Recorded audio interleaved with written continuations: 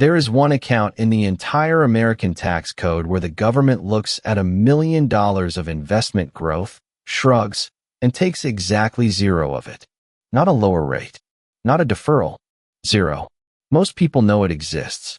Most people have heard the name. And most people still put somewhere between nothing and a couple $100 a year into it, because the annual limit sounds small and boring and the payoff is 40 years away. So today we're going to do the actual math. Meet Jimmy. Jimmy turned 25, opened a Roth IRA, and made exactly one decision. Every single year, no matter what, he maxes it out. That's it. No stock picking. No timing.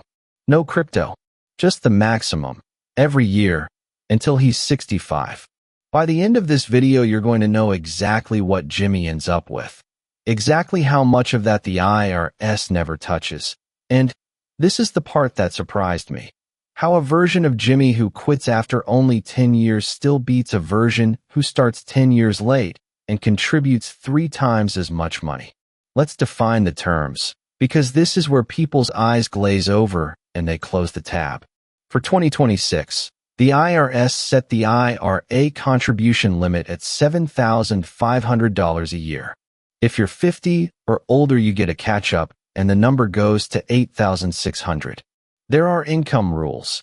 If you're single, your ability to contribute starts phasing out at $153,000 of modified adjusted gross income and disappears entirely at $168,000. Married filing jointly, it's $242,000 to $252,000. Hold on to that, because there's a legal workaround and we'll get to it. So, $7,500 a year. Broken down, that's $625 a month, or about $20.55 a day. $20 a day. That's a sandwich and a coffee, or one delivery order, or a streaming service you forgot you subscribed to, plus a parking garage. I'm not telling you it's nothing.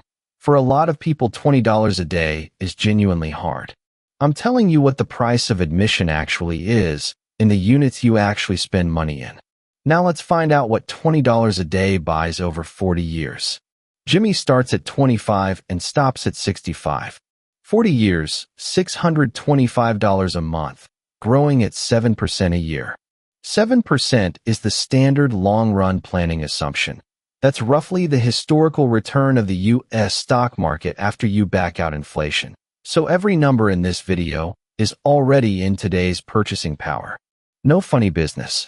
Run the compounding month by month for 480 months, and Jimmy ends up with $1,640,506. $1.64 million. Now here's the number I actually want you to look at. Over those 40 years, Jimmy put in $7,500 40 times. That's $300,000 of his own money. $300,000 in, $1.64 million out, which means $1,340,506 of that account is pure growth. Money Jimmy never earned at a job, never got taxed on his income, and never lifted a finger for. The growth is 4.5 times larger than everything he actually contributed. And because it's a Roth, when Jimmy is 65 and starts pulling that money out, the tax bill on all $1.34 million of growth is $0.00. Which raises the obvious question, how much is that zero actually worth? Let's build a twin. This is Jimmy 2. Jimmy 2 is identical in every way. Same job, same discipline, same $625 a month, same 40 years, same investments. The only difference is that Jimmy 2 never opened a Roth. He put the money into a regular taxable brokerage account instead. Now, a taxable account has 2 leaks in it. Leak number 1. Every year, the dividends his funds throw off get taxed, so a slice of his return gets skimmed off before it can compound. For a broad index fund, that drag is roughly 0.5% a year, so Jimmy 2 effectively grows at about 6.5% instead of 7%. Over 40 years, that 0.5% alone costs him $114,000. Leak number 2 is bigger. When he sells at 65, He owes long-term capital gains tax on every dollar of growth. At the 15% rate that most retirees land in, that's another $169,000 handed over in a single transaction. Add it up. Jimmy 2's account grows to $1 million for $126,000, and after the capital gains bill, he walks away with $1,257,000 for $188. Jimmy 1, the Roth Jimmy, has $1,640,506. The gap is $383,018. Same contributions, same market, same discipline, same 40 years of not touching it. The only difference between those two men is which box the money was sitting in, and that box is worth $383,000.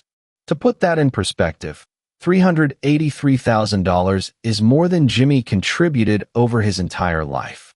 The tax treatment alone out-earned 4 decades of his own savings. Now here's the beat that changed how I think about this account. Meet Jimmy 3. Jimmy 3 is not disciplined.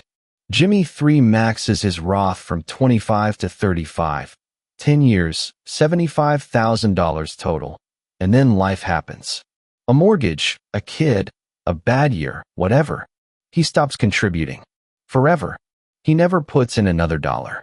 He just leaves the account completely alone until he's 65. And against him, Jimmy 4. Jimmy 4 spends his 20s doing what almost everybody does, which is nothing. And then at 35, he gets serious and maxes his Roth every single year for 30 straight years. $225,000 of contributions. 3 times as much money as Jimmy 3, and 30 years of unbroken discipline versus 10. Who has more at 65? Jimmy 3, the quitter, has $877,955. Jimmy 4, the guy who tripled the contributions, has $762,000 for $181. The quitter wins by $115,000 for $174. Read that again, because it is the single most important sentence in this video. $75,000 invested in your 20s beat $225,000 invested starting in your 30s. Not because Jimmy 3 was smarter. Not because he picked better funds. Purely because his money got 10 extra years at the front of the curve, and at 7%, money roughly doubles every 10 years. Those first 10 years of contributions each got an extra doubling that no amount of later money could buy back. You cannot outsave a head start. You can only take one. So the Roth wins on taxes, and it rewards starting early. But there are 3 more features that almost nobody brings up, and any one of them might be the thing that gets you to actually open the account. Number 1, your contributions are not locked up. This is the biggest misconception about the Roth, and it stops a huge number of people from starting. Because you already paid tax on the money going in, you can pull your contributions back out at any time, at any age, with no tax and no penalty. Not the growth. The growth has rules, but the contributions, the money you put in, are yours. So the fear of what if I need it is mostly a myth. Number 2, no required minimum distributions. With a traditional IRA or a 401k, the government eventually forces you to start withdrawing money in your 70s whether you need it or not, which drags you into taxable income you didn't ask for. Hey, Roth IRA has no RMDS during your lifetime. If you don't need the money at 75, you leave it alone and it keeps compounding tax-free, and it can pass to your heirs. Number 3, the income limits are, in practice, optional. If you earn too much to contribute directly, there is a completely legal, extremely common maneuver called a backdoor Roth. You contribute to a traditional IRA and immediately convert it. High earners do this every January. Talk to a tax professional about the pro rata rule before you try it, because that's where people get burned. But understand that the income cap is a speed bump, not a wall. One real rule to respect, the 5-year rule. Your account generally needs to have been open 5 years before you can withdraw earnings tax-free, which is one more argument for opening it now. Even with $100, just to start the clock. Let me be straight with you about what this math assumes, because I'd rather you trust the channel than be impressed by a big number. First, 7% a year is an average, not a promise. The market does not hand you 7% annually. It hands you plus 24 one year and minus 18 the next, and the average only shows up if you stay in the entire time. If you panic sell in your 40s, none of this happens. Second, I use today's $7,500 limit for all 40 years. In reality, the IRS raises that limit for inflation every few years. So a real 40-year contributor almost certainly puts in more than $300,000 and ends with more than $1.64 million. The number in this video is the conservative version. Third, a Roth is funded with after-tax money, which means if you are in a very high tax bracket today and expect to be in a much lower one in retirement, a traditional IRA or 401k deduction may genuinely serve you better. The Roth's edge is largest when you're young and your tax rate has nowhere to go but up, which, conveniently, is exactly when starting matters most. And fourth, this only works if it's automatic.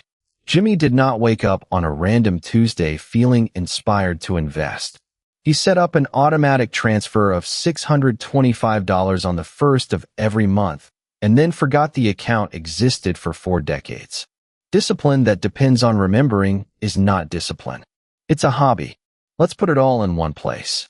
$7,500 a year, $625 a month, about $20 a day, from 25 to 65, at 7%, gets you $1,640,506. $300,000 of that is your money. $1.34 million of it is growth, and the tax on that growth is zero. The identical twin who used a taxable brokerage account instead ends up with $1,257,000 after capital gains, $383,000 behind, purely because of which account the money sat in. And the twist that should decide what you do this week. The Jimmy who contributed for only 10 years in his 20s and then quit forever finished with $878,000, beating the Jimmy who contributed 3 times as much money starting at 35. At 65, Jimmy won's $1.64 million throws off about $65,600 a year at a 4% withdrawal rate. And because it's tax-free, that spends like roughly $84,000 of ordinary income. Not bad for a sandwich and a coffee. So tell me in the comments, what age did you actually open your Roth? Or what's stopping you from opening one this week? I read all of them. If the math made this make sense, hit like, subscribe for a new What If Money breakdown, and send this to the friend in their 20s who keeps saying they'll start once they make more. I'll see you in the next one.